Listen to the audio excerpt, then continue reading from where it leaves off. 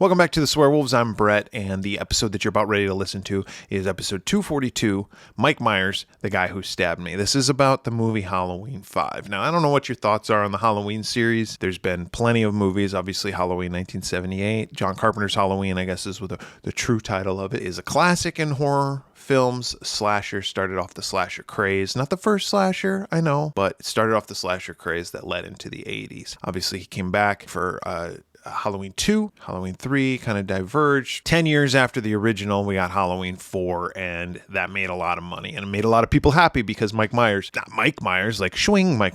Michael Myers was back. Everybody was excited about that. I remember being a little kid going, Michael Myers is back. Halloween 3 sucked. I was little.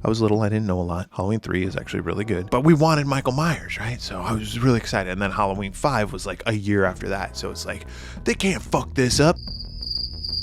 We'll see. Halloween 5, The Revenge of Michael Myers. Brought back Danielle Harris. Got a different mask this time. I don't know what your thoughts are on the mask. And we get introduced to the man in black. A guy who walks around. We don't ever see his face. He's just got black boots on. Who is this guy? Will we ever know? Yeah, we will. But not in this movie. I don't even know why they did it. Enjoy episode 242 of the Swearwolves Podcast. Mike Myers, the guy who stabbed me. See what we did there? It's kind of like The Spy Who Shagged Me, but it's the guy who stabbed me. Mike Myers played Austin Powers. Michael Myers. It's very cerebral, our jokes. Welcome back to the Swearwolves. I'm Bret. I'm David. David. Yeah. You will hear cars drive by. There's cars that drive by. I don't know if the mic picks it up, but. You have your window open? Well, I don't have the window open. I put an air conditioner unit in today. Uh-huh. Oh, nice. Well, I had one. I took it out over the winter, but now it's springtime. And it's powered by cars? It's powered by automobiles. No. So it's like an air conditioner window unit. Yeah. It's kind of cracked. Listen, I'm not good at putting shit in like this. So it's not sealed. Like, you're going to smack it one day and you're going to have a Happy Gilmore moment. Mister, get this thing off of me. Anyway, it's 87 degrees. Now, you might be thinking, 87 degrees, that's not that warm. But I'm in an attic. Yeah, and for indoors, that's warm. It's 87 degrees outside. And it's an attic. It's an old house. My house is fucking 110 years old, 113 years old, something like that. It's crazy. They weren't thinking like, oh. Someday somebody's going to do a podcast up here. Let's put really good insulation in here so it's nice and comfortable. Let's make it so the air conditioning runs up here. And I don't have my regular air conditioning on in the rest of the house because hot air rises, David. I don't know if you know this, but I remember watching Mr. Wizard's World back in the day. Mm-hmm. It does. The heat, it goes upwards. It goes up. Yep. So down on the first level and the second level of my house, it's nice and cool. Yeah, you're up where all the farts reside. Yep. I can smell them. But I know what you're talking about. Like in the summer months, the room that I record in is like a separate room edition. Oh, yeah. With its own AC unit. But I also like sit right underneath it. So like I'll crank the AC a couple hours before we start recording and make it extra fucking cold. Yep. And then by the time we're done recording, sweating. Yeah. So I had the AC running because I knew we were going to be recording today. I had it running this entire time with a fan blowing, and now I shut it off. But you'll be able to hear cars. And there's like a main drag out in front of my house. It's like the main thoroughfare of my small-ass town, but everybody decides to drive. The other day, I was sitting up here, and I heard out the window, I heard Dragula being blared from somebody's Oh, you're like, I got a cool neighbor. Awesome. Like, hey, I do a podcast here. I'm going to give you a card and some stickers. We also sell merch on our website. Speaking of Rob Zombie, you just told me that we're old. Yeah. By saying that House of a Thousand Corpses is 20 years old right now. Yeah, it turned 20 just a couple days ago, I think. It's fucking ridiculous. We both saw that movie in the theater. I know, because you. And one of my friends managed a movie theater, so I got to see it a couple of days before it came out, like at midnight or whatever. I remember it was like a very limited run, a very limited theater presence, and I had to see it in some art theater down in downtown Tempe. You know the one on Mill Avenue? Oh, yeah, I know the one. Yeah, that's where I saw that. Oh, that's a cool theater. It is a cool theater. I think I saw Rocky Horror Picture Show there once. That's awesome. I just saw it at a regular AMC theater. I don't know if I saw Rocky Horror Picture Show there. That might have been a lie. That might have been a lie, but I did see Spike and Mike's animation festival thing there. I never saw that. Yeah, you mentioned House of a Thousand Corpses. I actually just got a hat. It's a Captain Spaulding's Museum of, what was it, Murder and whatever, Mad Men or whatever. Yeah. Whatever it was called. I got a hat of that. It's just like a ball It's in my cap, mailbox, so I haven't looked at it. So I don't know if the quality's any good or if the quality's shitty. I'll find out after we record. I just got the notification that it's been delivered. Is it a snapback? I don't even remember. I ordered this like a few weeks ago. I don't think it is. I think it's just like one of those like with an adjustable strap, but not like a dad hat. Like I don't like those. I think it's more of like a baseball cap. I don't like those either. I ordered this hat. It's a Halloween 3 hat. I think you ordered the same one. It's I've got that orange hat. Yeah, I don't like that hat. Oh, you don't? No, it doesn't fit me either. Oh, okay. I see. I like it. I wear that one semi-regularly. I got a big ass head. You got a big old melon. I got a big old melon, and these hats sometimes don't fit me. I need like extra large hats. Dude, something else I ordered, I can show you. But I did order a few things off of Etsy recently, and it started with my Halloween pinball machine. I was like, you know what? I want to get, because when we went to Steel City Con and we got to get our picture taken with the car from the movie, the guy that owned it was selling replica license plates. Yep. And I remember making a mental note. I was like, dude, buy one of those before you go, and you can like put it up in your game room by your machine. And you didn't. And then, of course, I didn't. But I did find somebody on Etsy that sells replicas, and they are called Celebrity Machines is their Etsy handle. But they sell tons of license plates from like different movies, like movie cars. Okay. So I got the... You got the Halloween one. Yeah, hit your mic, too. There you go. The Halloween one. I got the Kick-Ass one from Elvira. Oh, yeah. Mistress of the Dark. So I'll put that over my Scared Stiff pinball machine. Nice. And then I got the classic Ecto 1 New York license plate from Ghostbusters, and I'll put that by my Ghostbusters machine. Look at you, a regular license plate fanatic now. Speaking of license plates, recently, you don't have to tell the audience what it is, but recently you got a new car. I did, yeah.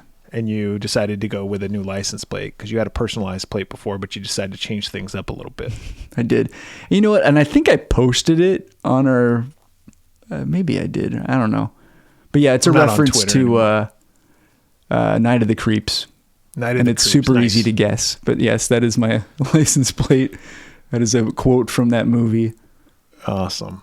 I thought about getting a license plate frame. Like, you know, like you can go online, you can just make your own like custom ones and put whatever you want on it. But I was going to put Corman University, class of 1986. Nice. But I was like, that might be a bit much. Maybe you should do a Swearwolves one. I don't know. Promote the podcast. Why would I do that? At least when I had a personalized plate, I had it as... I still have it. It's my Arizona personalized plate is Swearwolves. That's cool. I got stopped quite a bit. People would go, what does that mean? And I'd be like, it's a podcast. Bye. They go, what is it? I go, I don't know. It came with the car. David. Yes. I'm going to Monster Mania tomorrow. You son of a bitch. In real time. Yeah, I'm so jealous. Earth time, not podcast time. I'm going to Monster Mania. I'm going down to Maryland, making the trek down south of me. That reminds me, I need to send you detailed instructions for the posters I've sent you. I will get that to you by day's end, sir. I'm only going, well, preferably by day's end, because if you send it to me tomorrow, you're fucked. But I'm only going there. I realized I only have one person that I'm getting. Marley Shelton? Something. No. Oh, yeah, I'm not even getting her. I'm only getting the fucking sheriff. Joseph Whip. And then I'm getting the sheriff for you on 2 things. And then I'm getting Marley Shelton on 2 things for you. Oh, I'm getting the sheriff. You're getting him on 3 things for me. 3 things, yeah. Because he was in Nightmare on Elm Street. Yeah. So those are the only 2 people I'm meeting. Okay, well, that'll be good. It'll be a nice short day. You can just walk around and relax. Yeah, that's what I'm hoping. I'm hoping just to chill, enjoy Maryland, enjoy the fresh... I've never been to Maryland. Have you ever been to Maryland? I've been there once. Yeah. It was real short. I was only there for like a day, and I just drove around. I visited Georgetown, that's really close to Baltimore. So then I just went to Baltimore, and I had a beer in the bar that Edgar Allan Poe, like basically collapsed and like died right outside of. Right out front. Yeah. Face down. Yeah, he was fucked. You saw the Exorcist house while you were there. Yeah, it was awesome. Yeah, I'm not going to be close to there, I don't think. Yeah, I can't remember like distance-wise like how close it was, but I remember it was close enough that I was like, I should go to Baltimore while I'm in this area. Yeah. Someday I'll go to Baltimore. Yeah, I was in Virginia for work. This was like probably over a decade ago. And then on the weekends, I would just drive around like, oh, where can I go now? Oh, that's cool. Yeah. Too bad you're not in Virginia now because we could meet up. Yep. But alas, you're in Arizona. David. We all go a little mad sometimes. Haven't you?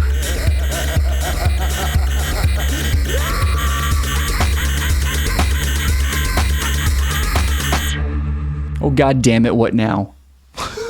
I'm fucking pissed. I'm fucking pissed, David. Have you seen this fucker, Kid Rock? Yeah, he's a fucking idiot. Kid Rock is a piece of shit. Always has been a piece of shit. Redneck son of a bitch motherfucker. You know he grew up wealthy, right? The redneck thing is also... So he's also full of shit. Yeah, he's a poser. Yeah. Wannabe. His songs suck. Every song he's ever done sucks fucking ass. He's got this song. Not his biggest hit. Is it Ba with the Ba? It's pure poetry. That one sucks. That one sucks too. But he's got this one song where it's like summer... all summer long, or I don't know what it's called. Oh, but the it's one that's like, got the Sweet Home Alabama hook? Sweet Home Alabama. Yeah. And he's like, one of the lyrics to that is, we were doing funny things and we were smoking funny things. It's like, motherfucker, like, you don't know how to rhyme? You rhyme things with things. Yeah. Fucking asshole. Well, anyway, the reason why Kid Rock pisses me off, same reason why Travis fucking Tritt pisses me off, same reason why any asshole out there right now who's like, let's boycott Bud Light. First of all, we should have boycotted Bud Light about 1 million years ago because Bud Light sucks. It's swill. Yeah. It tastes like it's one step above water. Okay? I'd rather drink a can of my own urine, to be honest. I'm sure anybody out there has heard it, but these fuckers are boycotting Bud Light because Bud Light decided to partner with somebody who's trans. I don't know this person. You could put this person in front of me and I wouldn't know her from a fucking bag of cats, but she is a trans person. Okay. And so Bud Light was like, hey, let's partner together. We'll sponsor you. You can mention Bud Light. You can be seen drinking Bud Light. She's an influencer, I guess, on TikTok. Okay. Right. And so to celebrate this, Bud Light sent her a couple cans with her picture on it. Now, they're not selling Bud Light with this person's picture on it. Right. Yeah. She's not in commercials or anything. But yeah, she posted some pictures, is my understanding, on social media. She was like holding up the can and she's like, oh, look, Bud Light. That person's holding the can.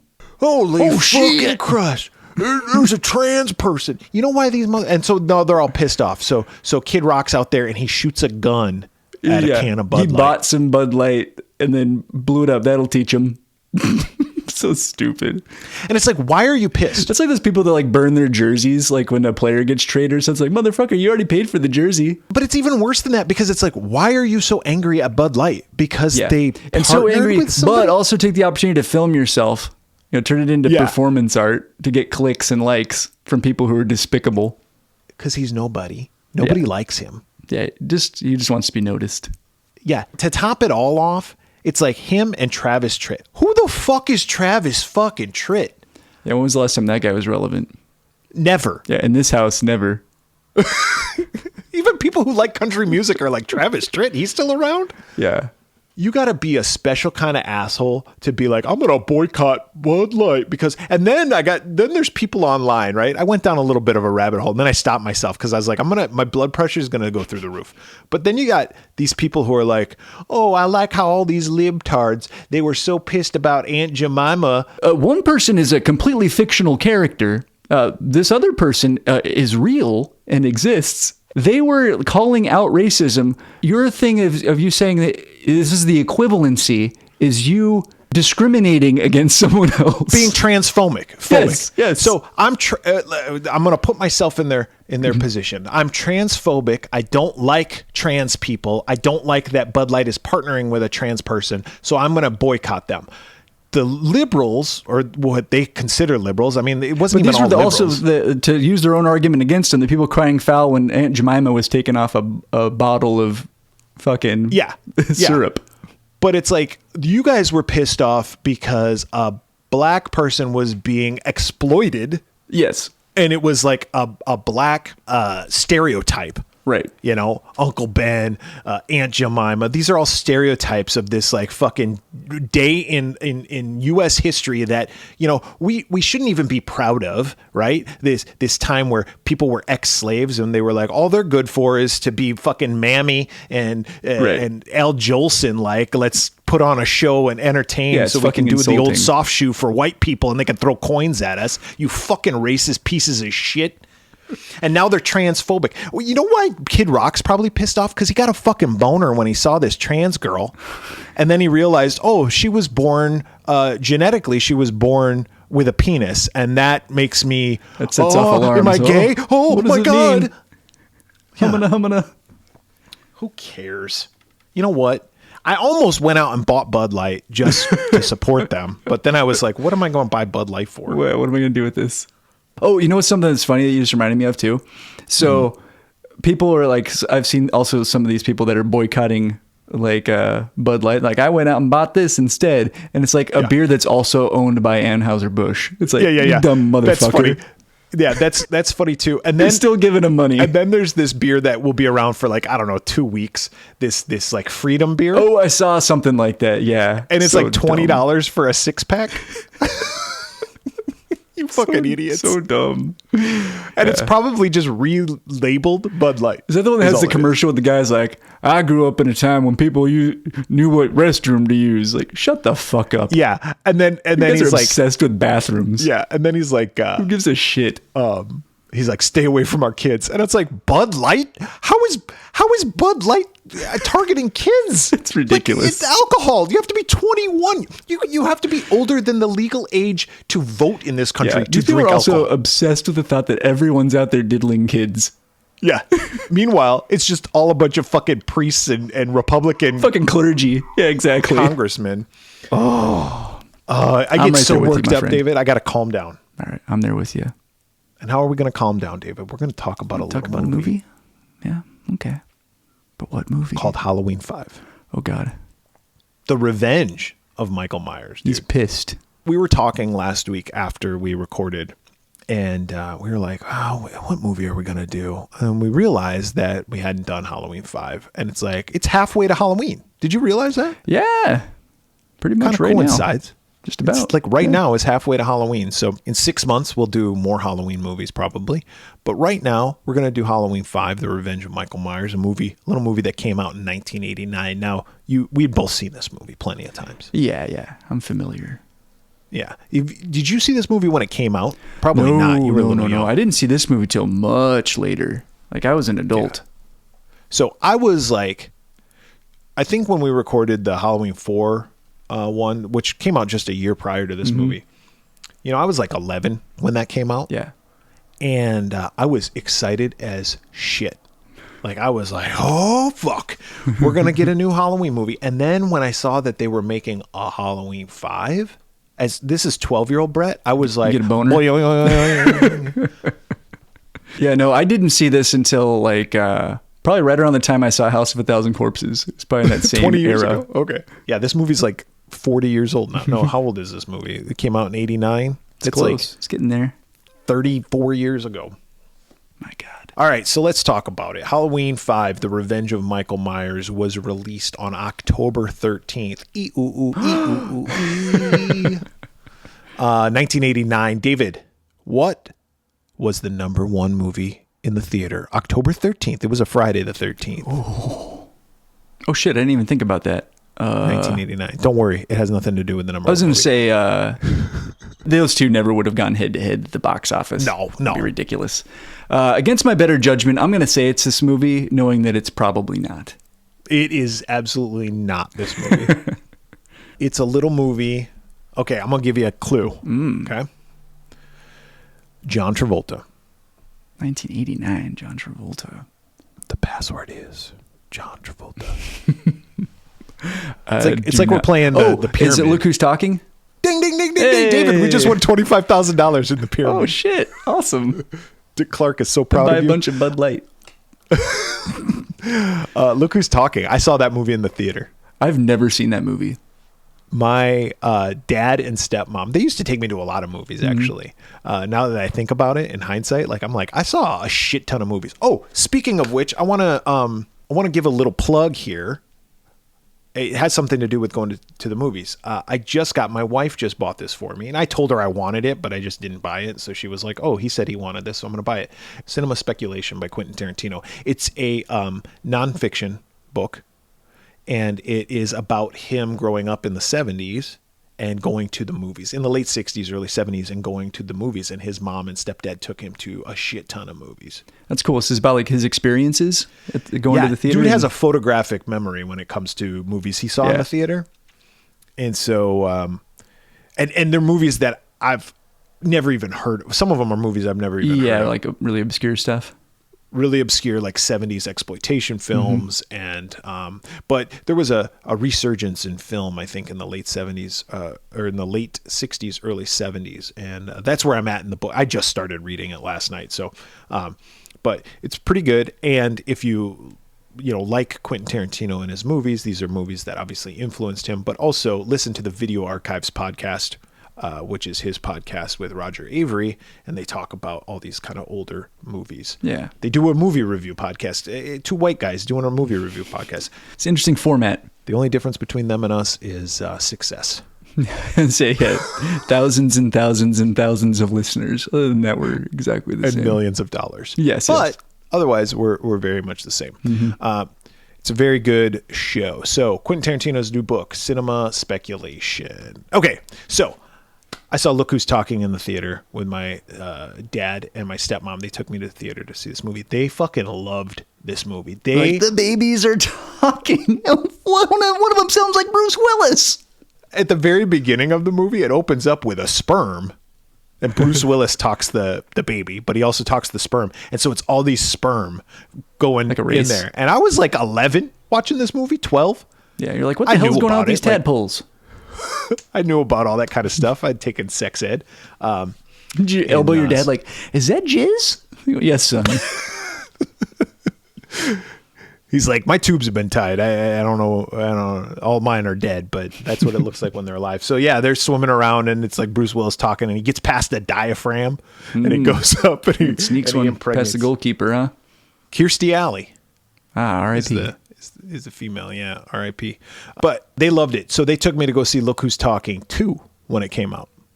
Yeah, how'd they feel? And that's the first movie I ever walked out on, but I didn't walk out on my own accord. They were like, this is the dumbest goddamn movie. So they went from one extreme to another. Come on, Bret. Pretty much. The other movie that I've walked out on is Robin Hood Men in Tights. It's crazy. Those are the only two movies that I've never walked out on a movie, but I've seen some terrible movies. All right. Number one song. If I could turn back time. Little Cher action. If I could find a way. No, it wasn't that. Do you remember that when that video came out, though? Yes. It was a little racy. Because she had her butt. She showed her butt. And the tattoo on her butt, she was singing to a bunch of soldiers, and they were all like, holy fuck, Cher. And Cher was looking good back then. Like, look at that butt tattoo. Yeah, they were like, let me see that butt tattoo. Do you remember that movie Mermaids? Yes. With Winona Ryder and Christina Ricci and Cher. And they sang a song. What was that fucking song they sang? I don't know. I think that's a movie that my wife likes, if I'm not mistaken. There in his kiss. How about the way he acts? Oh, no, that's not the Is that the one that has Bob Hoskins in it? Yeah, he's the love interest. Yeah. R.I.P. Yeah, my wife likes that movie. Yeah, it's pretty good. I remember seeing that movie with my dad and the stepmom. I saw every movie with them, as a matter of fact. But that wasn't the number one song. Another controversial artist when it comes to nudity on stage. Oh, Madonna? Nope. Think Super Bowl. Oh, Janet Jackson? Yeah, you know what pisses me off about that? Is everybody gives Justin Timberlake a fucking free pass. That fucking twat face, he's the reason. He's the one that popped that titty out. Yeah, it's not Janet Jackson's fault. Yeah, come on. Everybody blamed her. Why not? Yeah, let's blame the woman. Let's blame the minority. But Justin Timberlake, you get a free pass. Fuck Justin Timberlake. I'd say it to his face right now. Fuck you. Joey Fatone was always my favorite new kid. What are they? Backstreet Boys? NSYNC. He was my favorite Jackson. Jackson 5. Janet Jackson, though, by the way, Miss You Much. Miss You Much. Good song. Yeah. Janet Jackson. I really miss you much. Dude, that song just makes me want to go roller skating. There's like a roller rink by my house. That song was a staple. Let's go do it. Let's do it. You should take your wife to the roller rink. This episode is over. We're going skating. Well, let's keep going. Let's see what we think about Halloween 5. Written by Michael Jacobs, Dominique Othenin Gerard, Dominique, and Shem Bitterman. Dominique Othenin Gerard also directed this movie, with music by Alan Howarth, produced by Ramsey Thomas, executive produced, of course, by Mustafa Akkad. This movie stars Donald Pleasance back again as Dr. Sam Loomis, Danielle Harris back again as Jamie Lloyd, Ellie Cornell back again as Rachel Carruthers. Getting the band back together. Got the whole band back together. And then we got introducing this character, Wendy Kaplan as Tina Williams, Tamara Glynn as Samantha Thomas. You know, Tamara Glynn does a lot of these conventions. I've never seen her. I've never met her. Yeah, I don't think I have either. She was just in Terrifier 2. That's right. If you've seen that movie. Have you seen that movie? Yeah, I saw it. Remind me to ask you when the mics go off. Remind me. I want to talk to you about it. Okay. And we got Don Shanks, plays Michael Myers, and also... Oh, yeah, the Man in Black, right? Yep. The runtime of this movie is 96 minutes. Budget of $5.5 million. David, what was the box office? Okay, so they made another one. Well, several, but the timing between 5 and 6, there was several years. So I'm going to say it didn't make as much. Like 5. I think there was like 5 years, okay. 6 years. Yeah, then it didn't make as much as they were expecting, but it obviously still turned a profit. I'll say it doubled. I'll go 10. $11.6 million. Yeah, that's close. Just facts. Just facts, man. I was going to do the hot box, but I was like, fuck that. Let's do some facts. We did box last week. Do you know Donald Pleasance only filmed for 2 weeks? The first 2 weeks. They were like, he's like, you got 2 weeks. You got 2 weeks. And then I'm done. Then I'm going on a beach. No, he had another movie to go do, I guess. Halloween 6. Pre-production.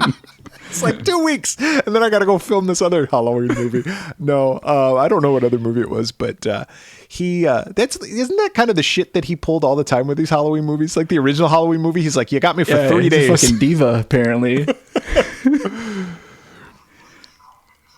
Did you hear that? Mm-mm. Oh, I have a clapper. You know the clapper? Yeah, Clap on. My wife got me one, and it's Darth Vader. How old are you? I'm 80. I don't even have it hooked up to anything. I just got it plugged in. But if you clap, it's Darth Vader talks. And then turns on whatever's on plugged into that. Anyway, it goes off every once in a while, even though I'm not clapping. Regardless. Your house is haunted. It is. By the ghost of Donald Pleasance. He's like, oh, you're talking about me. But here's something cool that Donald Pleasance did. He might have been a diva, but he had a big-ass trailer. And I guess Danielle Harris and her mom were like, oh, our trailer is really small. So when he left, he's like, fuck it. You guys can have my trailer. I've heard about that. Yeah, it's very nice. Nice dude. Despite the title being The Revenge of Michael Myers, it never appears in the movie. Like, only in the advertising for the movie. But like the title of the movie is title card just says Halloween 5? Halloween 5 in the opening credits. Funny thing about that, in an odd coincidence, the fifth film of Halloween, of Friday the 13th, and of Nightmare on Elm Street all have different titles that they marketed versus what's in the film. So like Halloween 5, it says The Revenge of Michael Myers, but it just says Halloween 5. Yeah. Friday the 13th Part 5 doesn't say, in the movie, it doesn't say Friday the 13th Part 5. It just says Friday the 13th, A New Beginning. Oh, okay. They left off 5. And then Nightmare on Elm Street, The Dream Child doesn't say A Nightmare on Elm Street 5. It just says A Nightmare on Elm Street, The Dream Child. Interesting. It is kind of interesting. Let's see. What else? What else do you want to know, And then David? Scream 5 was just like, fuck it. We're not even going to call it Scream 5. Yeah, Scream 5 is the same thing. Don Shanks, he was supposed to wear the same mask that George P. Wilbur wore in Halloween 4, but that motherfucker has the same problem I have. His head's too big. And so they were like, fuck it. We got to make a new mask. That's funny you say that because, like, in the very first scene, not to get ahead of myself, but I was like, oh, Michael appears to, the same day, upgraded his mask. This was the lowest grossing film in the series and only made about $11.5 million, like we talked about. Is that the lowest up until the point that this was released, or is that all of them? That's all of them. Dang, That's even as far 6 as I know, that's outperformed all it? of them. For shame. I think 6 outperformed it. Damn.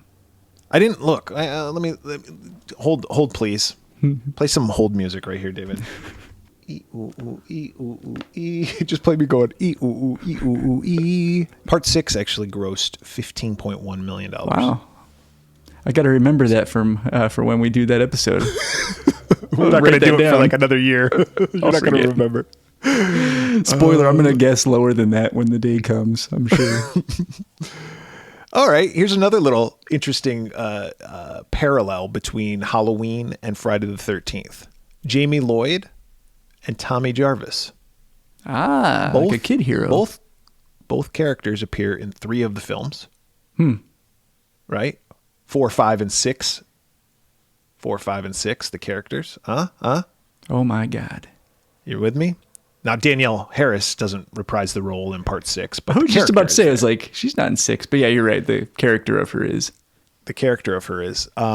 They both become institutionalized in part 5s of the movies. They both rarely speak. They also both fucking go crazy and like become the killer. Right. Somewhat. So, yeah, become to an the killer. extent. Part 4 ends with Danielle Harris like ee ooh ooh ee ooh ooh. Yeah, on her stepmom. Yeah. Part 5 ends with Tommy Jarvis like putting the mask on. And then both of them they totally drop it the next movie. Yeah, like that's a bad decision. Speaking of which, the original script, and this will be the last little fact, and then we'll go into the plot here. The original script had Jamie Lloyd being a serial killer. Like she was basically, because the end of 4, like she had it like sucked in some of her uncle's soul, and she was going to be a serial killer. And Michael was going to be pissed at her because she was like Stealing his thunder. She was coming into his All territory. jealous. She's like, yeah. So he was going to be after, and then the character of Rachel, she was going to be like caught in the middle. Okay. She's going to be like, oh, Jamie, oh, Michael, oh, guys, break it up. Let's all be a family. Jamie's out killing people. He's like, you're doing it wrong.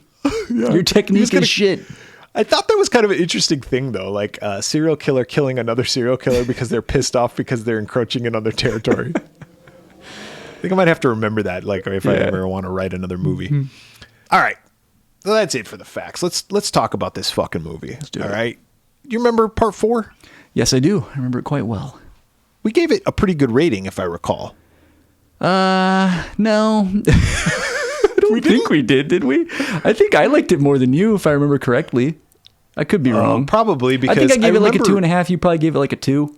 That's not bad. Like Halloween 4, no, I gave it 1.5 and you gave it 2.5. Oh, look at that. So maybe I didn't like it, but I liked it better than this. Spoiler alert. Yeah, same Z's. So this movie comes out and it's like, okay, we just saw Halloween 4 and well, we didn't just see it, but a year ago, Halloween 4 came back. Michael Myers is back, right? We're back on the Michael Myers bandwagon. We kind of left him at the station when we did Season of the Witch, but now we're back. The return of Michael Myers. Now it's the revenge. Like he returned, we killed him. Now it's his revenge. So the movie opens up with kind of telling the end ass story. Yeah, we get the last couple scenes of part 4. I swear to God, it's like 15 minutes. It's like they just They do show quite a bit. It's like, all right. Can we just cut to the chase? We get it. But they also changed the ending a little bit. Yeah. Like Michael falls down No, mine in a shaft. mine shaft, and then he crawls out. Just as they're blowing it up, just in the nick of time. Yeah. And they blow it up, and they're like, yeah, I guess he's dead. And they don't even fucking care. No need to check for a body. Yeah. We're good. He goes down a river. Yeah, he goes on a The little old- water slide kind of little river ride. Yeah, the old Kishwaukee River. That's not what it is, but the Kishwaukee River does run through Illinois. Like the town that my mom grew up in. Dude, the Kishwaukee River in Belvedere, Illinois, there's like, I think it's on the Kishwaukee. There's this bridge. It's called the Swinging Bridge. And back in the day, I remembered back in the day going on this bridge and it being rickety as fuck. Oh, shit. And I messaged my sister and my mom and I go, that swinging bridge, was it rickety as fuck? And my sister was like, yes. And we found an old image of it. Dude, I don't know why my parents let me walk across this. And we're talking like a river. It's not like a fucking little creek. It's a river. Was it like the rope bridge in Temple of Doom? Exactly like the fucking rope bridge in Temple of Doom. If I would have fallen in, I would have died. It was so high up. But now it's like they're like, well, I guess we care about kids. Now they give a shit. Yeah, dude, that scene made me think of in Arizona. Did you ever go to Slide Rock? No. Oh, okay. For our listeners that aren't in Arizona, there's this park north, a couple hours north of Phoenix in a town called Sedona. That's like the rocks are all slippery from years and years of just water running over them. So they call it Slide Rock because you can like get on your ass and like slide across the rocks and kind of ride the river. Do you have to listen to Goo Goo Dolls while you do it? Yes. Why don't you slide? Want to get married, run away someday. And I'll do anything you'll ever dream to be complete. Just slide. I'm going to serenade my wife the next time we go to Slide Rock to the sound of the Goo Goo Dolls. Do it. Bring an acoustic guitar and just play it. She's like, please stop. Anyway, Slide Rock. This reminded you of Slide Rock? Sliding down the... Yeah. So Michael's sliding down the fucking Kishwalk and he's fucking going all over the place, listening to Goo Goo Dolls. And he comes in, he gets trapped by a net almost. It's like, grabs a hold of it and he pulls himself up. And he goes to like fucking Jason Voorhees' shack. That's what I thought too, his fucking shack. He found it. He's like, oh, I got it. Now I can start the car. I can steal mom's sweater. I can do all sorts of things. Wear the sweater. The water's very cold. Could use mom's sweater. Yeah.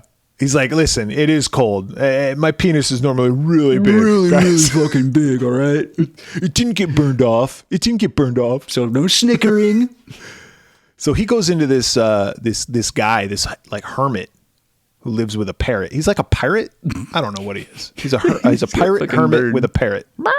And he breaks into this guy's house and this guy's like, oh, and he's going to kill him.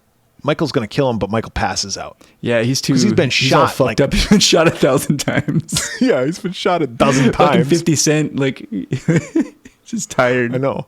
Yeah, exactly. So that was October 31st, 1988. Okay.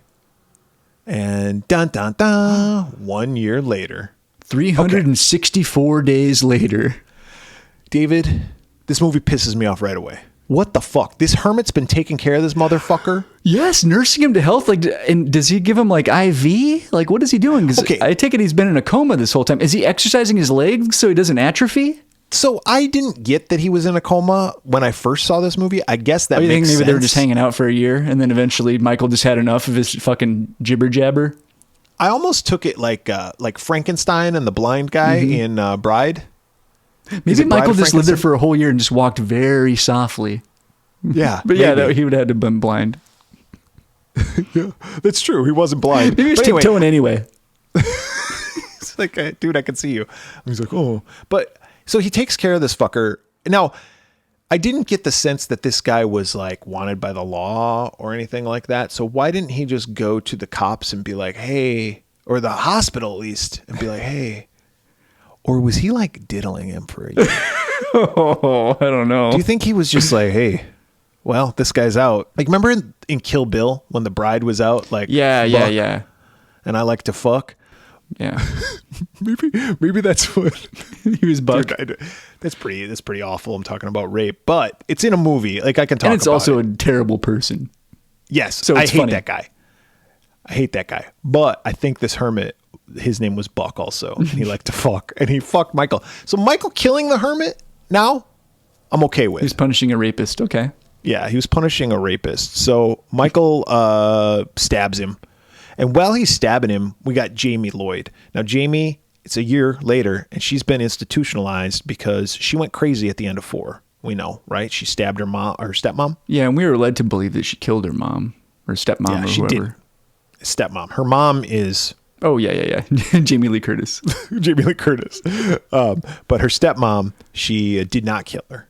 And her stepmom still likes her, I guess. She's still like, Sends her love, according to Sends her the love. She sister. doesn't come visit her. Because she's fucking crazy. She's like, I love you. Don't come near me. They still live in Haddonfield. She's like at the Haddonfield Sanitarium. Haddonfield didn't have a sanitarium. It was in Smith's Grove. Yeah. Hours away. Maybe after everything that happened in the events of the prior films, like, we should have a sanitarium right here in Haddonfield. Yeah, so if another serial killer happens, they can be really close to where they got to kill. So anyway, so she's been institutionalized. She's like at a children's clinic. She's not like in an insane asylum, but she's at a clinic for a bunch of dweeb ass fucking kids, including Billy, by the way. I will get to this little fucker. I fucking hate this kid. But she's mute. Yeah, she doesn't speak. Or she kind of She's goes, so traumatized. Yeah, she can't even scream. she wakes up in her own nightmare and is like, She has a nightmare about killing her stepmom, but her stepmom doesn't die. But anyway, she also like has visions of, she can see what Michael sees because he touched her, it's so stupid. which is so fucking dumb. I'm dude, so fucking it's so annoyed. dumb. It pissed me The off. other thing we get introduced to is the tattoo of Thorn Yeah. that's on Michael's wrist. Yeah, it's shown like once, and then we see a flash of it later on someone else, and then it's never explained. Nope, never explained. Nope. Who gives a fuck about it? But it shows it on his wrist. Now, when you're watching this for the first time, you're like, "Oh, that's interesting. I've never seen Michael. Michael's never had a tattoo. When did Maybe he get Buck that?" was a tattoo artist. He's just practicing on Michael. Maybe when he takes off like his mechanic jumpsuit, he's just covered in tats. He's got just a bunch of fucking tattoos, just a bunch of prison tattoos. Yeah, but like a whole bodysuit of tats of varying quality, and you can see Buck improved as time through the course of a year. Buck the Hermit is killed, and Jamie sees it happening. But that's at like minute 8 of the movie. Okay, so that's when it she takes wakes up, right? Or no, that's when. So when she has to get a fucking tracheotomy or some shit. She starts having a seizure, and the cops or the doctors are like, "Oh, she's dying, and they're like getting her into surgery. They're getting ready to give her Loomis like is like, doctor's like, no, let her suffocate. like she's gonna die. He's like, no, she'll She's fight seeing through it. things. I'd be like, who the fuck let this guy in? Well, that's the other thing too. Is like Loomis is like a doctor there, but he's always He's not like, a medical doctor. first of all, Donald Pleasance, great actor, right? He's phoning this one in because every time he talks, it sounds like he's taking a shit. Oh, yeah, it's very labored. Like he's pushing out a turd. He's just a fucking asshole in this movie too. Like everything he says, I'm like, oh god damn, you're annoying. He's a dick. He always is like throwing the character of Jamie. He's throwing Jamie like in front of Michael. He's like, "You want her? Yeah, take the You girl. want her? Michael, I want this turd you to came come for out." her. I have to shit. Michael. I've had to shit for 20 years. It's only been 10, Sam. 10 years. Whatever. I'm only here for 2 weeks. Loomis is like, oh yeah, she's psychic now. She can tell me where, because Loomis is like, Michael's still out there, and I think everybody else is like, yeah, I guess he is. Oh well, let's get on with our but what are you lives. gonna do? You know. You know, serial killers come, serial killers go. You know, they've never found fucking Zodiac. Yeah, maybe he'll just fade into obscurity. Sheriff Meeker, that's the guy. His daughter, she's the one with the big boobs in the. Oh yeah, part 4. yeah. Cops do it by the book. Yeah. Yeah. He is still around, and he's like, "Oh, Loomis, you know, I wrote this down for later, but I can say it now. How come everybody's like, all right, Loomis, enough?" But he's always right. Yeah. He's been right for like fucking 11 And they years always now. eventually do what he says anyway. Yeah, but they're like, all right, calm down, Loomis. All right, what's your plan? Yeah. Okay. Well, He's you know, like- we'll do that. He's like, all right, let's take Jamie and make her reenact when Michael killed his sister back in 1963, whatever year it was. I think it was Okay. 63, but whatever. Yeah, makes more sense. All right, so now Rachel. Oh yeah, she goes to visit Jamie at the hospital. Yep, and we get introduced to Tina. Now, here's the other thing that was in the script. Originally in the script, those characters were flip-flopped. Rachel was going to be the main girl again in this movie. Okay. But for whatever reason, they're like, nope, I think we need someone new. And someone about 3 times as annoying. Yeah. Now, listen, the Tina character, I don't have a real problem with her as a person. Like, she's okay. She's just fucking annoying because she flits around like a fucking bimbo. Like, she is a fucking knucklehead. She's like always laughing and always like, listen, chica, life isn't that great. You don't need to be fucking partying and laughing and all the time. Let's pull the reins in a little bit. Dial it back a little bit. Did you get that same feeling? Yeah, a little bit. I thought it was a weird choice, and it's kind of funny. I've seen this movie several times, and every time I always kind of forget what happens as far as kind of the flip of the two characters. Yeah. So it happened again this time. I was like, oh yeah, I forgot. Rachel doesn't last too long in this movie. Yeah, you can tell it. Rachel dies. Yeah, pretty early on. She gets killed at the 21-minute mark. It's not that early, David. We go from minute 8. I wrote down when all the kills occurred in this movie, by the way, because there's not a lot of them. I wrote one down too, that I was like, we are 40 minutes in. It was that kill. And I was like, and we finally get like a decent kill that's on camera. Yeah. So the hermit gets killed at minute 8. Then we got to wait another 15 minutes. Well, 13 minutes. Minute 21 is when Rachel is killed. Now, Michael hunts her down because he goes to her house. They still live in the same house. Apparently, Michael remembers the address. He's been in a coma for a year, but he's like, oh, I remember. He's got a photographic memory. Yeah, he does. It's like Quentin Tarantino. Yeah. He's like, I remember my mom and my stepdad used to take me to movies. He goes to this house, and Jamie is having like a fucking vision, psychic meltdown. And Loomis is like, go to the house. Yeah. Check on the dog. The dog's in trouble. But apparently everything's fine. And the dog just got out. Well, Michael Myers let the dog out, but so the cops go. The cops go to check, and then I thought this was a weird choice too. Did you notice like the two cops have like this bumbling, like goofy music that plays when they're on screen? Yeah. Do you know what I read that was in reference to? No. The cops from Last House on the Left. Oh, okay. It was dumb. Remember those bumbling idiots? Yeah. That's stupid. Yeah. Stupid. But like, yeah, it played really strange, kind of out of place music when those guys are first on screen. It's like, oh, these guys are it's like a couple of goofballs. It's like they're like, yeah, it's like they're Larry and Moe. Yeah, it's ridiculous. They're fucking morons. I fucking hate those guys. Yeah. But Michael goes back in the house after the cops leave because she's like, oh, everything's good. I'll go back in the house. And then Michael shanks her with a pair of scissors. I guess that is kind of on screen, but we only see her get stabbed once. Yeah. And then we don't see her again until like the final act of the movie and see her corpse. But that's another thing that pisses me off. So we'll get back to that. But he hides in the closet and she like goes in there and picks out an outfit and we're seeing it from his perspective and his hand goes up on the... Okay. I don't know about you, but when I go into my closet, regardless of if the light is on, I would know if someone's in there looking at me. If a human being was in there. Yeah. Especially big old Don Shanks. That dude's a big motherfucker and he's got a fucking Halloween mask on. Yeah. Yeah. I think I would have noticed. All right. So she dies. Yep. Nobody knows this though. Jamie has like a vision of it.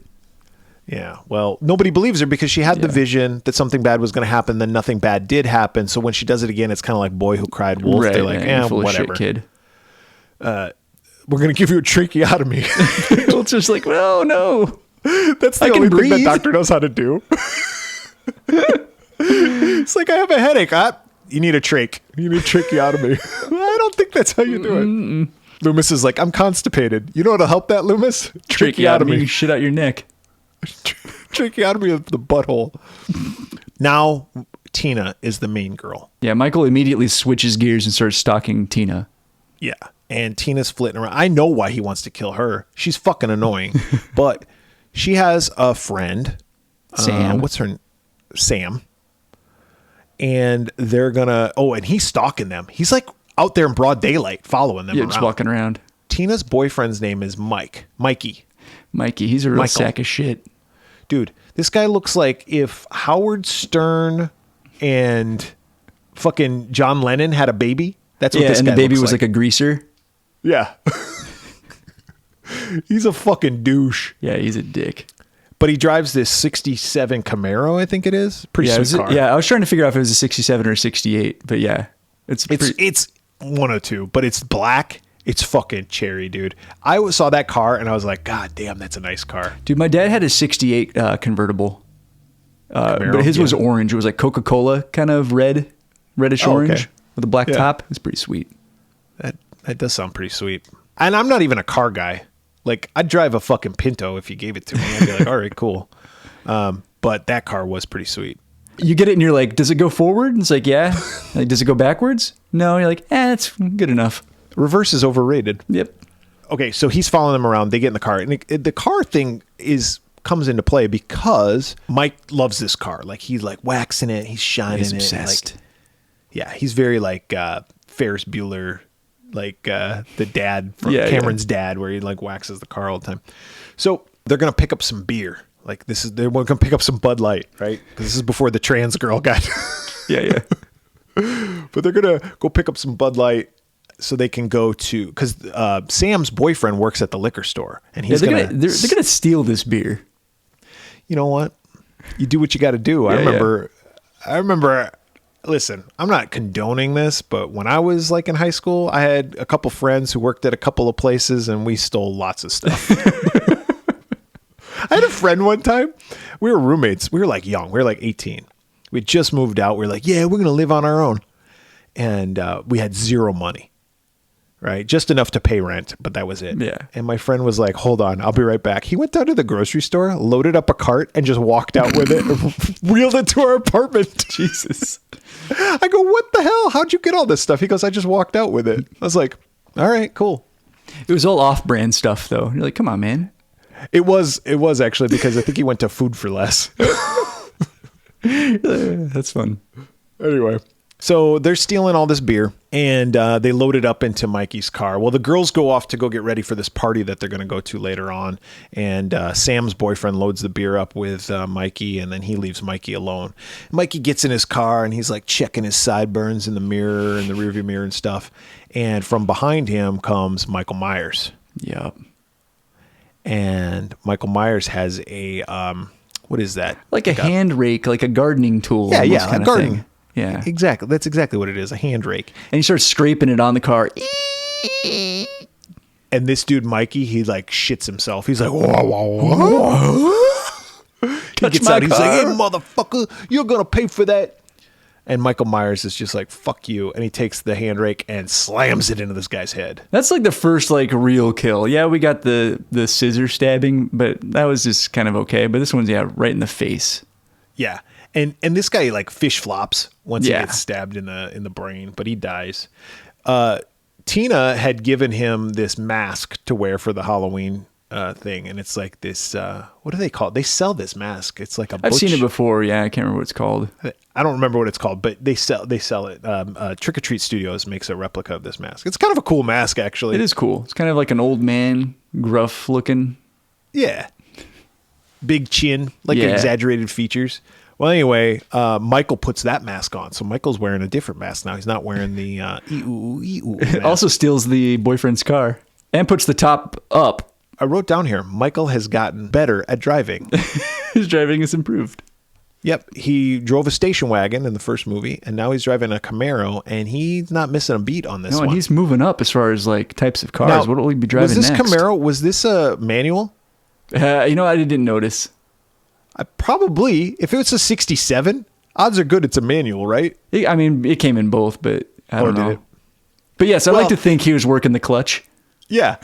Odds are good that this Mikey douchebag is gonna have a manual because he wants to show off, right? Michael Myers knows how to drive stick. He's a talented guy. I don't even think I could get in a stick shift right now and drive it. I'd be like, oh my God, I don't even know what to do. Okay, so Mikey is killed at minute 38, which is about 40 minutes into the movie, right? Is that the one you wrote down? Yeah, it was the one I wrote down. So that's the first kill. Yeah, I was like, finally. Really get. All right, at minute 42 and 45 seconds is when we first see the man in black. And we don't even see him. We see some fucking boots jingling and jangling. What's up with that? Oh, and actually, we saw that. I'm sorry. We saw that at minute 34. Minute 42 is when the man in black is outside of Tina's house. Okay. But what's up with this man in black? What do you think about this? It's so stupid. Like, it just goes nowhere. I mean, it's explained more in part 6, but still, it's like, why? But it's retconned, right? Why bother? Do you really think that they had a whole fucking plan? Or did they just throw this in there as a MacGuffin? I think they had a plan. It's a stupid plan, spoiler, because part 6, it still doesn't make a whole lot of sense. But it's just dumb. Yeah. So there's this guy walking around. He's also got that tattoo of Thorn on his wrist. And he's wearing these like black boots. Yeah. And we never see him. Nope. We just see him from like the knees down, basically. And from like behind. In about 3 scenes or 4 scenes in this movie. We see him now at the 30-minute mark. We see him at the 42-minute mark when Michael picks up Tina. Mm-hmm. And then we don't see him again until the very end. Now Jamie, who's back at the children's clinic, she starts fucking going into convulsions. Because Michael Myers picks up Tina for their date. Yep. And he's wearing the mask. But you're right. Jamie starts going. And they're like, what is it? And she's like. Okay. This is the scene that I want to talk about because Donald Pleasance is like, what do you see? What do you see? And she can't talk, but you got this little Billy fucker, this little pirate dressed motherfucker. He's in his little pirate costume. And how does he know what Jamie is trying to say? He speaks fluent Jamie. He speaks fluent nothing because he's like, oh, she was saying there's a big girl with cookies. What? Something about cookie titties. Yeah, there's a big girl with cookie titties. And then the cop's like, oh, I know exactly where that is. Oh, yeah, sugar tits. Yeah. I don't know how he fucking... Watch that scene again. No, I thought the same thing. It's like, how did they solve this particular weird game of charades? Yeah. But yeah, they figure out that like he's at some convenience store or market or something. Yep. And Tina had gotten out to go get a pack of cigarettes. So the cops all converge on this place and they save her and Michael drives away. But Tina's totally fine. Yeah, nothing's happened to her. And she doesn't even know that wasn't her boyfriend because he drives off and she's like, what an asshole. Just left me here. Yep. So Tina goes back to the children's clinic and she sees Jamie and Jamie's like, Tina. And Tina's like, oh my God, you said my name, kiddo. Oh, and she's all excited about this. But not the fact that Jamie has seen Tina die, that Jamie has seen Michael Myers, that maybe Tina should skip this fucking party. Maybe Tina should stay with this little girl. No, she doesn't care about any of that. She just wants to go get her fucking drink on. And Loomis is like, no, you have to stay here. Don't go to the party. He's like, nah, sorry, Loomis, I'm out of here. Yeah, I'm leaving. And he's like yelling at the cops like, stop her. He's like, homie, I can't stop her. She hasn't done anything wrong. I have to let her go. And she's like, hey, cops, why don't you drive me to the party? And they're like, well, all right. Yeah. Plus, they're bumbling idiots. So they drive her to this party, and they're just gonna watch her. Meanwhile, Jamie sneaks out of the hospital because she wants to save her. Billy. Yeah, and Billy. Dude, when Billy first popped up, I thought he was Fred Savage for a second. I was like, is that fucking Kevin Arnold? No, it's not. It is not. I hate this kid. It's like the fucking casting director was like, who is the most annoying actors I can hire to play all these characters? And that's who they hired. Let's get all of them. So Billy and Jamie are on their way to the party because Billy's like, I know where they are. I'll lead the way. And Jamie's like, okay, cool.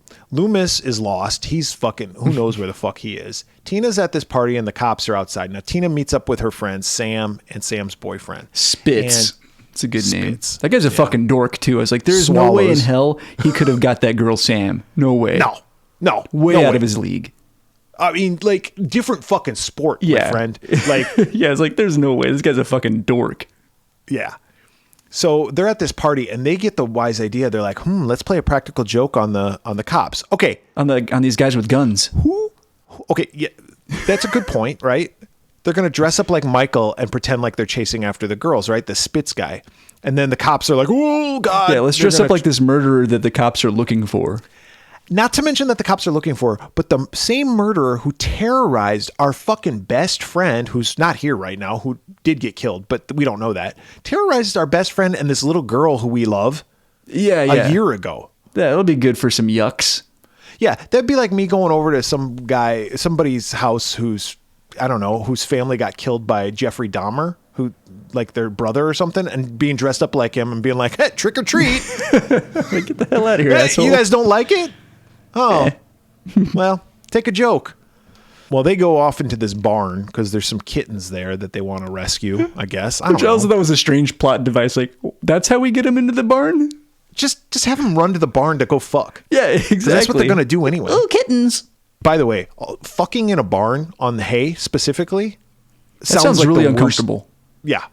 It's more uncomfortable than fucking in the back of a Volkswagen. Like, it's awful. That hay's going to get places you don't want it to go. Yeah, Exactly. So Tina leaves Sam and Spitz there to bang. Spitz pulls out a condom, by the way. We got to have safe sex, right? That's right. It's 1989, it's AIDS true. epidemic. We got to establish that we need a condom. So they start fucking going at it, right? This is the 1 hour mark, David. I didn't write that timestamp. Yep. This is the 1 hour mark. So Mikey was killed at minute 38. The 1 hour mark, the couple gets killed with, he gets a spear. Like a pitchfork. A pitchfork through the back. We've already seen this barn murders, by the way. Mid-thrust. And just comes out the other side, like out of his stomach. He's like, ugh! He dies instantly. By the way, that's the way to go. He didn't see it coming. He was banging and like instant death. I thought the same thing. I was like, I don't want to be murdered, mind you, but like, no. Going but if I'm out going to be murdered with a smile on my face, so to speak, that doesn't sound so bad. And there was no way he was going to fuck anybody close to that hot. He peaked. Ever again. Yes. So he peaked. Yep. He had no unfinished business left on earth, so it was his time. Except for, did he finish? That's true. I don't think he did. Like, he died with blue balls, David. Yes. Which is well deserved, because that guy was a fucking idiot. Yeah, fuck that guy. Sam gets killed. Also, she gets a scythe. Is that what it's called? A scythe? Yeah. She gets sliced Yeah, open. but it's a cheap off-camera kill, which is dumb. Like, we just see him swing it, and then blood splatter or whatever, and you're like, oh!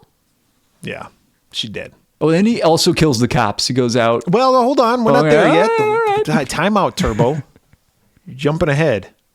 But yes, he does kill the cops. We don't see it, though. No, He but comes out of the... right after he cuts her head off, he walks outside the barn, and the cops are like, hey! And then we get a Hey, cutaway you, to come another over here. scene, but it's like, they're And dead. then we don't see anything. It cuts to another scene, and the other scene is Tina in the house, and everybody's like, come on, we're all going to go skinny dipping. And she's like, okay. Everybody splits out of this fucking party like they just got caught. Yeah. Yeah, they take off. Were you ever at a party when you were underage and the cops came? No. Oh, dude. Yeah, I don't think I was at this- ever a party that got busted. I was at a bunch of parties back in the day that got busted, but I was at this one in particular. I jumped over a fucking 6-foot privacy fence and ran down the street. You're like, I can't go back to jail. I was running like I was running from fucking jail, but the cops are probably watching me going, what an What a idiot. dumbass. Yeah. We're just going to tell you to go home. Yeah, and I think one of my shoes fell off in just the left process of it. Like, fuck it, I'll get another one. My shoes were always falling off. Did I tell you about the time I snuck into a cemetery? Oh, I think you did. And you lost a shoe then, too, if I I remember lost a correctly. shoe then, too. You got to get better fitting footwear. I do. It was the 90s, David. We wore our laces loose.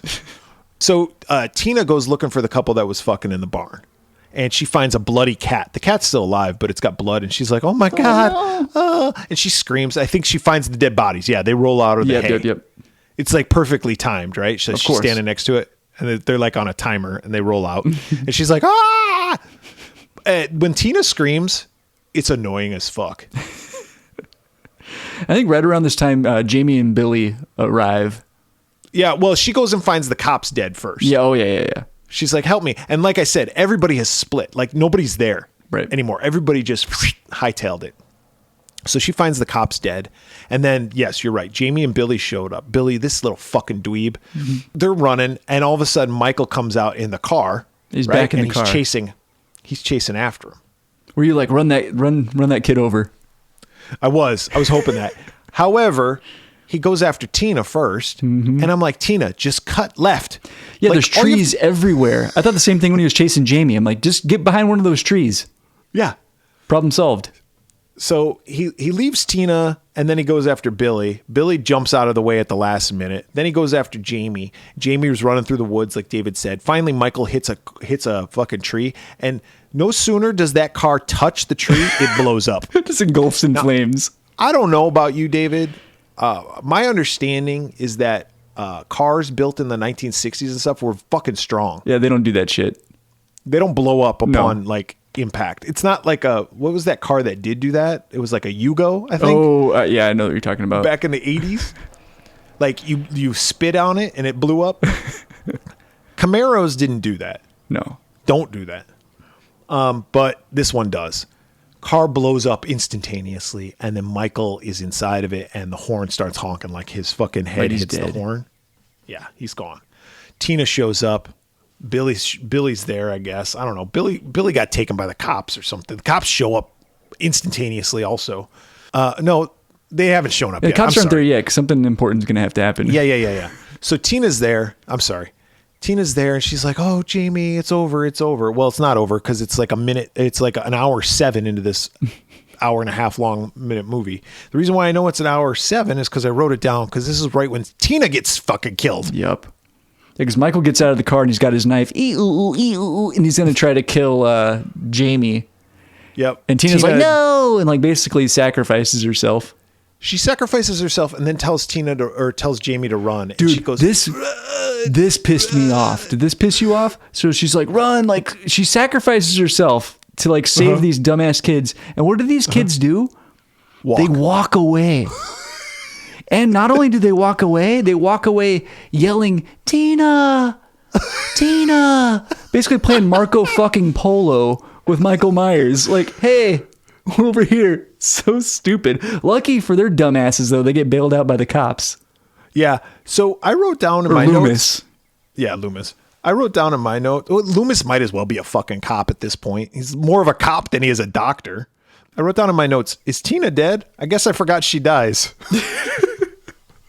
I totally forgot that this chick dies. Dude, and when Loomis shows up and like rescues the kids, one of the first things he says to them is, he looks at Jamie and he goes, now are you willing to help me? Kind of like, hey, your friend just got killed. You want to help me? Yeah. Like, what a dick. Yeah, you've seen your friend get murdered. Oh, and not to mention that. No empathy. Is like the ambulance comes and the paramedics take Tina's dead body away and they just uncovered, arm just dangling right in front of fucking a 9-year-old. Yeah, come on. Throw a fucking sheet over or something. Do something. So yes, Loomis is like, he says to Jamie, now are you willing to help me? And this is when Meeker goes, all right, now wait a minute, Loomis. let's not do this. But Loomis gets the bright idea that he's going to have Jamie pretend like she's Judith Myers from the first movie and like sit in the Myers house and brush her hair. Oh, you know what's funny? I didn't even pick up on that was the rationale. Yeah, and he yells to Michael. He goes, Michael, I know you're out there. So stupid. Michael. He goes, meet me back at the house. Now go to your house. I'll be there waiting. She'll be there too. Michael. Yeah. So they're back at the Myers house. Now, this is clearly not the original Myers house. Not even close. Like, they couldn't find a house that even looked remotely like it. No. Ridiculous. It's like an old Victorian mansion. The other thing, too, is Michael Myers has shown himself through all these films to be anything but stupid. Like, don't you think he would be like, this seems like a trap? Well, he does think that. He does think that because he goes to the children's clinic. We don't ever see Billy again, by the way. Oh yeah, that's true. Billy's done. Yeah, he's done for this fucking story. Just past his bedtime. Yeah. He's like, I have to go, Jamie. It's like, spit it out, you fucking loser. Anyway, so Michael goes to the clinic and like kills a couple people, I guess, at the clinic. I don't know. Or breaks in or something. It does something to create a diversion.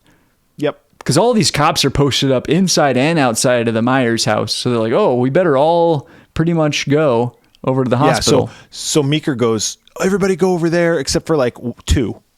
We're going to keep 2 people here with the little girl. You go, you portly fella. You stay.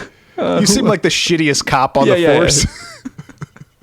Yeah. So these 2 fuckers stay. Loomis stays. Obviously, Jamie's there. And of course, what happens? Michael shows up. Michael shows up, kills a cop. In a police car. 1 hour, 15 minutes, by the way. Yeah. It kills this guy while this guy's on the radio to the other person. And the guy getting killed has sense enough to keep the radio pressed in. Where he's like, ow, and the other dying. guy, the other cop on the other end of the CB, he's going, Eddie, come in. Are you okay? Eddie. You can hear him dying. Yeah, you can hear him go, oh, I'm dying. Oh, Eddie? He's banging my head. Eddie? It hurts. That cop dies. And then Loomis goes full Quint from Jaws and fucking smashes the radio for some reason. Yep. Like, no. We don't call for help. The second cop dies. He gets like hung by a rope ladder. Yep. Loomis tries to negotiate with Michael. Michael's not having that. Michael like pushes him off the balcony. And Loomis doesn't die. Loomis and Michael, they're both indestructible. They're very durable. Yeah. The second cop dies. Jamie's running. Jamie goes up into the attic. Okay. Up in the attic is a fucking altar with a bunch of fucking candles lit and a bunch of dead bodies. Okay. Now, David, I need to talk to you real quick. About the candles? You know my big problem with Friday the 13th Part 2 is that there's the candles lit, right? Yeah. And you got Jason sitting there lighting a match. Yeah, exactly. Like, is he using matches? Is he using a lighter? What's he doing? Yeah. Is he got one of those long barbecue style ones? Yeah. I think you even said, like, does he light one candle? Yeah, and then light all the other ones? The rest? Like a yeah, birthday Michael's cake? got the same thing going on. Michael's got the same thing going on. But not only that, Loomis and these cops have set up this like booby-trapped house for him. Like, because here in a little bit, there's a chainmail fucking net that Loomis has they set didn't up. go up there? Well, not only did they not go up there, but when did Michael have time to set up this fucking altar in the attic? Were they working at the same time? Like, and they just kind of like, you do you, we'll do They were us. like, what's that noise up there? And he's like, don't worry. It's a mouse in the house. Fucking annoys the shit out of me because even if Michael set it up earlier in the day, those candles would have burnt out. Yeah. Those candles wouldn't stay lit that much, but that's where Rachel's body is, and Jamie sees Rachel's dead body for the first time. Yep. It's like, oh shit, she's dead. That sucks. Michael comes up to the attic, and Jamie's like, "Uncle?" And then he stops, right? Because he's about ready to kill her. Yeah. And he stops, and she's like, "Let me see your face." At first she goes, Uncle, and then she goes, Boogeyman. Uncle Boogeyman. Let me see. I'm your boogeyman. That's what I am. He takes the mask. He takes the mask off. We, the audience, don't see shit. Yeah, we just kind of see him in silhouette. I guess K&B did the effects, and they did a whole Make his face all fucked up. all burnt and shit, and Yeah. they just decided, man, you know what would be better? Yeah, the hell with it. It'd be better if we just didn't show dick. But Jamie says, you look just like me. All fucked up. Well, he attacks her. Oh, she's she's not before shedding a single tear. Like, Michael's very sensitive. He's gonna touch. They're gonna touch each other, right? Yeah. But he Then he becomes overcome with emotion though and just starts freaking out. Yep. And then Jamie runs. She runs downstairs. She gets in a fucking laundry chute. Oh yeah, yeah. And Michael's like, I'm not gonna be fooled by this. He opens up the laundry chute. She drops down. The laundry chute's locked at the bottom, so she can't get out in the basement. But he go like, hey, I remember this house. I grew up in this house. He goes down to the basement. He starts stabbing in the laundry chute. Gets her leg. Yeah. But she climbs out. She manages to shimmy back up to the top. This is where Loomis grabs her and he's like, Michael, you want her? Come get her. Come get her. And he uses her as bait, and then he drops the fucking chainmail net on top of him. Oh, and then he's got a trank gun, and he starts like shooting him with these darts. And then he busts out a fucking 2x4 and just starts beating the shit out of him, which I thought was kind of funny. But they take him to jail, and they're like, this is where he'll be for the rest of his life or something like that, and until he dies. And then Jamie's like, he'll never die. And she goes off with the cop. All right, hold on a second. Before we go any further, Brett, Loomis has been walking around with a goddamn gun this whole movie. And then now he's got the chance to like take Michael out. He tranquilizes him and beats him with a 2x4? Dumb decisions abound, David. Come on, man. But yes, he's taken to jail where he will spend the rest of his life. He'll never die. So Jamie, the cop's like, come on, Jamie, let's go somewhere. I don't know. You don't got a home. The children's clinic's been attacked. A bunch of murders there. Your stepmom hates you because you tried to kill her. Rachel's dead. Tina's dead. Sam's even dead. So is Spitz and Mikey. Yeah, you can't go with anybody. She goes, you got to go home with your uncle. Oh, wait. His ass is in Boogeyman. jail. Oh, he's in Sorry. jail. Loomis hates kids. Yeah. How about your mom? Oh, no, dead. There's another one. Anyway, who knows where the fuck she's going next, but they're out in the car and all of a sudden there's like a bunch of gunshots and the cop's like, oh, you wait here. And the cop goes, and this is where we see the man in black, And the man in black goes around to the backside of the jail while Jamie and the cop are coming out, and he starts shooting up the place and then blows it up. Yeah. This is the dumbest fucking thing I've ever seen in my life, David. It's so stupid. And the jail breaks open, and Jamie goes walking inside, and she sees all the dead bodies of the cops, and then she sees the jail door is like busted like a cartoon. Like it was blown up like in a cartoon. It's like, this little hole. Michael Myers shaped hole. And everybody's gone. Yep. And that's it. That's the end. Also, when after Loomis like beats the shit out of Michael, he like has a heart attack or something and like falls on top of him. That's the last we see of Loomis also, right? Yeah, I thought he was dead too. Yeah, so he's not. But I mean, like, are we as the audience supposed to think he's dead, that he died there? I think so. Okay, whatever. Oh man, this movie's terrible. I'm going to go first. Yeah, go ahead. Be my guest. This movie fucking sucks.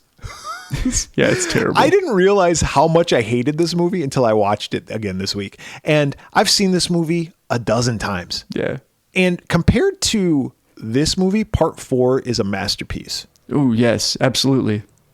This movie takes shit to a whole new level. It's bad. I didn't give it a 0. And I almost gave it a 1. But I was like, fuck that. This gets a half a Pamela Voorhees head. This movie's fucking sucks. There's nothing redeeming about this movie.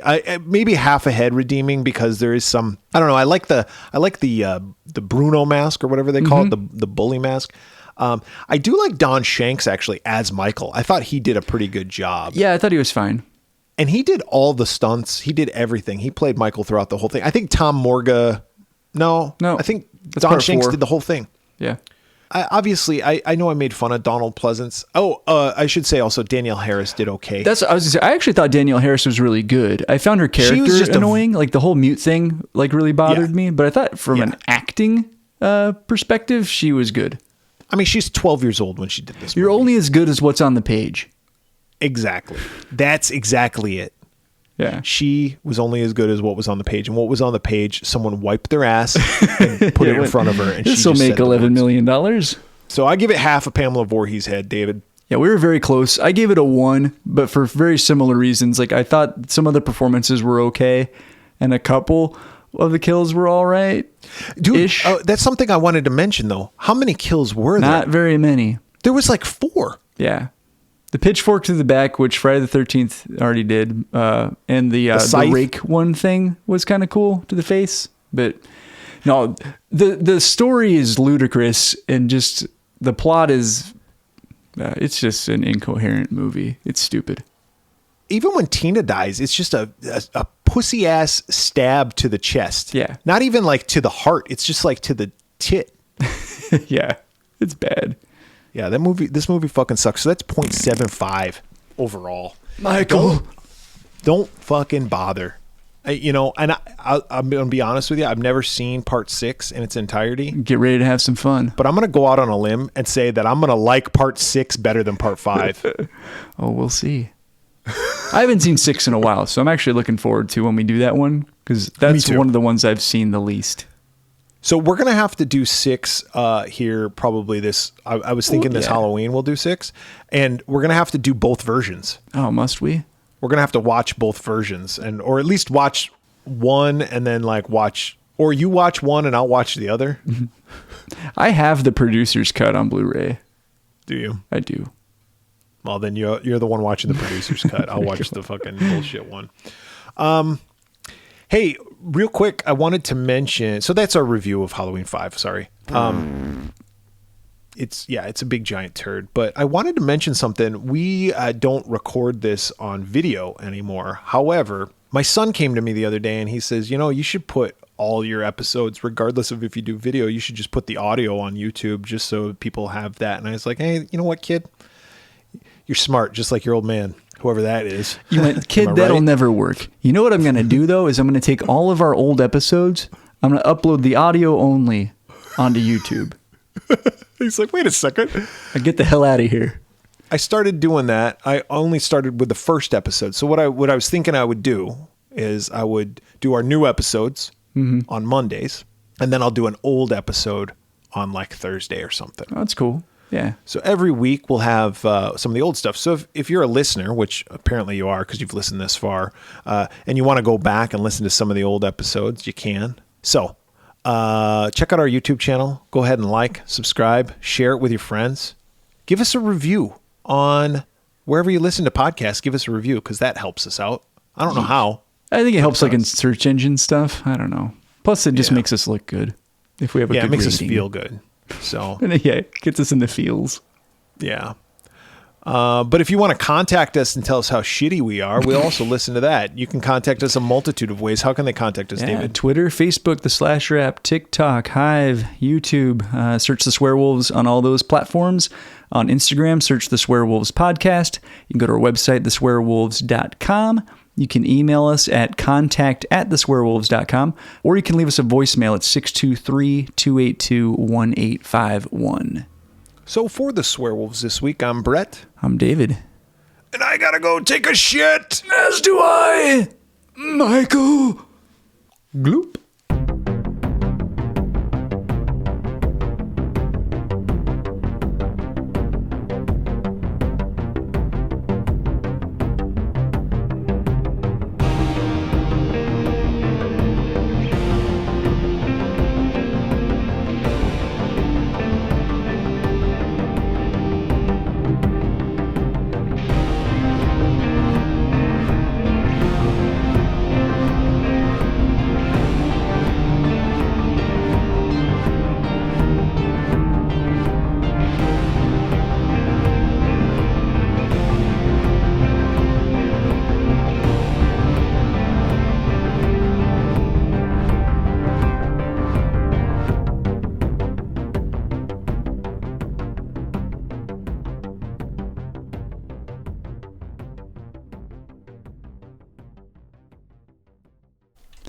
I'm recording.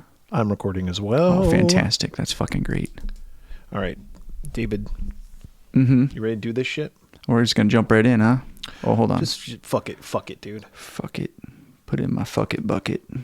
Fuck it. We got a lot to say.